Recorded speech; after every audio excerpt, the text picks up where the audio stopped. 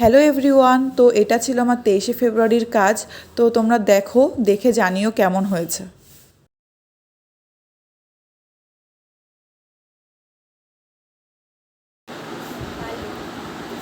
এই শুধু এইটুকু?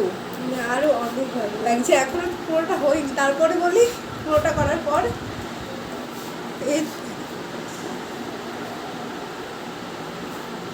দেখো সেই ক্লায়েন্ট আমার, যে আমাকে ঘুরতে গিয়েও টেনশনে ফেলিয়ে দিয়েছিল।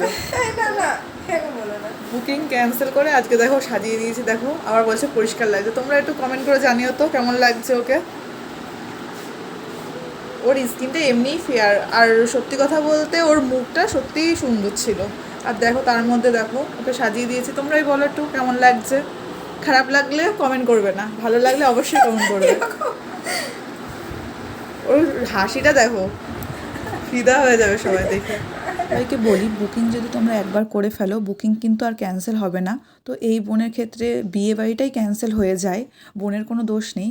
বিয়ে বাড়িটা ক্যান্সেল হয়ে যায় বলে বোন আর বলে যে আমি আর মানে সাজবে না। তো তখন আমি বলি না তুমি দেখো।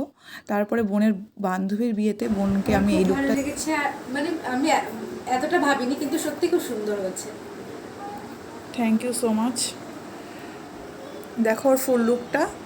আর একটু ব্যাক করো। ভালো লাগলে লাইক কমেন্ট শেয়ার করে দিও। টাটা সবাইকে।